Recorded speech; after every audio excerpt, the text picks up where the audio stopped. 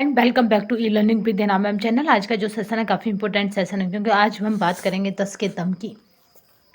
आपको बता दें अब हमारा जो लाइव सेशन है वो 5 बजे का टाइम था, बट अब क्या है, आपको रिकॉर्डेड क्लासेस मिलेंगी। क्योंकि अब रिकॉर्डेड क्लासेस इसलिए मिलेंगी क्योंकि अब हमें एक से अधिक क्लासेस पढ़ने की आवश्यकता है।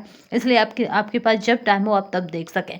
क्योंकि ये एग्ज़ाम आपको बता दें टीजीटी यानी यूपी टीजीटी की अगर बात करें तो ये एग्ज़ाम आपका जनवरी से मार्च के बीच में हो जाएगा, निश्चित है। तो हमारे पास अगर हम देखें तो 2 से ढाई महीने बाकी हैं, ठीक है। तो 2 से ढाई महीने में हमें करना क्या है, पूरी तैयारी को कंप्लीट कर लेना है। तो इसलिए आपको एक से अधिक क्लासेस मिलेगी। तो हो सकता है सारी क्लासेस रिकॉर्डेड मोड में, अगर आप सब लोग अगर क्वेरी करेंगे कि मैम लाइव क्लास लाइए, तभी लाएंगे। क्योंकि लाइव क्लास के सेशन में स्टूडेंट मौजूद नहीं हो पाते हैं, तो लाइव क्लास लाने का कोई मतलब नहीं बैठता है। तो आपके पास जब टाइम हो तभी आप रिकॉर्डेड क्लास देख सकते हैं। क्योंकि अब क्लासों की जो सीरीज़ है या क्लासों की जो आने मतलब लोडिंग होने का वो है, वो क्या होगा, उसमें बढ़ोतरी हो जाएगी। यानी आपको एक से अधिक क्लासेस देखने को मिलेंगी। यूथ की जो चैप्टर वाइज श्रृंखला है उसे हम जल्दी ही कंप्लीट करके ख़त्म कर देंगे। क्योंकि अब हमारे पास टाइम नहीं बचा है। यूथ का प्रैक्टिस सेट हमने 10 तक कंप्लीट कर लिया है, तो 10 वाला प्रैक्टिस सेट आज हम अपलोड कर देंगे विद आंसर। तो हो सकता है मे भी आप सबने देख लिया हो। तो यूथ की श्रृंखला जिसने कंप्लीट नहीं की है प्रैक्टिस सेटों की, वो कंप्लीट कर लीजिएगा। क्योंकि यूथ का प्रैक्टिस सेट सीधे के सीधे एग्जाम में आता है क्वेश्चन, ठीक है। ऐसे हु बहू आपको धरे मिलेंगे। तो इसलिए ज़रूरी है वहाँ से देखना। क्योंकि अगर हर एक यूथ जो आपका यूथ जो प्रैक्टिस सेट है, अगर उसमें से एक या दो क्वेश्चन भी फंसते हैं, तो 10 यूथ प्रैक्टिस सेट है तो आपके 20 क्वेश्चन तो वही हो गए, ठीक है। तो इसलिए उसको देखना ज़्यादा कंपलसरी है। तो आप देख के चलिए, चैप्टर वाइज श्रृंखला आज से शुरू हो जाएगी, ठीक है। जो अभी बीच से में बंद थे, मतलब बीच से में हमने कुछ कारणों से बंद कर रखी है, वो चैप्टर वाइज श्रृंखला शुरू हो जाएगी। तो ये पेपर जो है मार्च या फरवरी मान के चलिए, आप मार्च तक मत जाइए, जनवरी है आपके पास पूरी और इधर दिसंबर है। तो ठीक है, दिसंबर और जनवरी हमको तैयारी करनी है। फरवरी में ये परीक्षा हो सकती है क्योंकि हमें कट ऑफ में आना है, हमें कुर्सी लेनी है। तो हमारे पास 2 ही मंथ मान के चलिए, क्योंकि हमारा टारगेट 100+ होना चाहिए अगर कुर्सी लेनी है तो, ठीक है। आज का जो श्रृंखला है उसे शुरू करते हैं उसी मोटिवेशन के साथ के, जो आपको ऊर्जावान रखेगा तथा औरों से बेटर तथा अलग करने के लिए आपको प्रेरित करता रहेगा। क्योंकि हौसलों ने मंजिल से कहा तेरे बस की बात नहीं, मंजिल ने हौसलों की आंखों में आंखें डाल के कहा चल झूठी तेरी इतनी औकात नहीं। तो आपको क्या करना है, इस बार यूपी टीजीटी को उसकी औकात दिखा देनी है कि उसकी कितनी औकात है और आपका कितने हौसले बुलंद हैं। तो ठीक है, आपके हौसलों के आगे उसकी कोई भी ऊंचाई नहीं हो सकती, क्योंकि आप उसको भी फतेह कर लेंगे। तो चलिए स्टार्ट करते हैं आज की श्रृंखला को। पहला क्वेश्चन कह रहा है वस्तुओं पर चमक लाने के लिए प्रयोग की जाने वाली विधि है। तो यहाँ पे जो राइट आंसर रहेगा कि पहला ऑप्शन देख लेते हैं कि क्या है। तो पहला ऑप्शन कह रहा है ग्लेजिंग है, दूसरा कह रहा है शेयरिंग है, तीसरा कह रहा है बुशिंग है और टेटरिंग है। तो ये यहाँ पे जो आंसर बनेगा वो बनेगा ग्लेजिंग है, ठीक है, चमक लाने के लिए। वस्त्रों की बुनाई के बाद कुछ परिवर्तन किए जाते हैं जिनमें वस्त्र बुनाई के दोष मिट जाते हैं। तो पहला है परिसज्जा की जाती है, दूसरा सेटिंग की जाती है, तीसरा कटाई की जाती है, चौथा अगर आंसर की बात करें जाए तो प्रेस की जाती है। तो यहाँ पे जो राइट आंसर रहेगा कि क्या किया जाता है, तो परिसज्जा की जाती है। फिर ठीक है, परिसज्जा यानी फिनिशिंग की जाती है।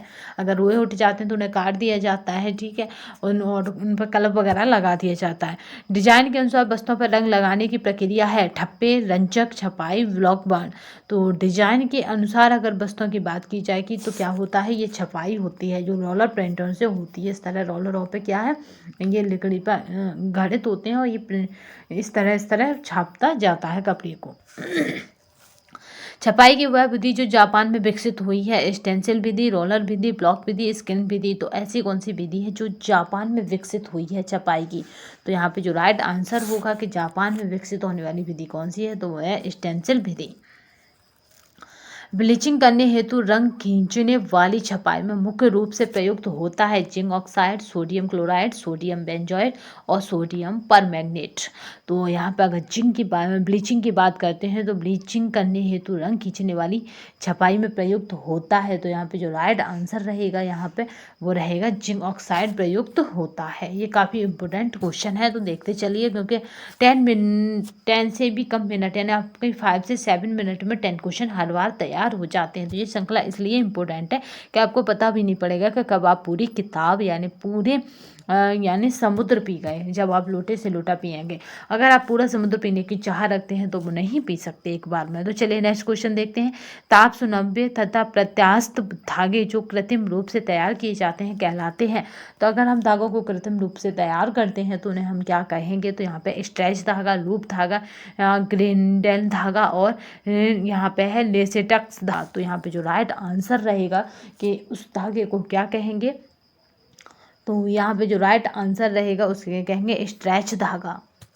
ऐसे चलते हैं। प्रधान में डिजाइनिंग द्वारा व्यक्तित्व लगता है। तो यहाँ पे प्रधान में डिजाइनिंग के द्वारा व्यक्तित्व लगता है। तो यहाँ पे जो राइट आंसर होगा उसे देखते हैं। पहला कह रहा सुंदर, आकर्षण, प्रभावशाली और ये सभी।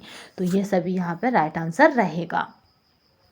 कपड़ा काटते समय किस स्थान पर रखना चाहिए? असमतल, समतल, गोद में, किसी भी प्रकार से।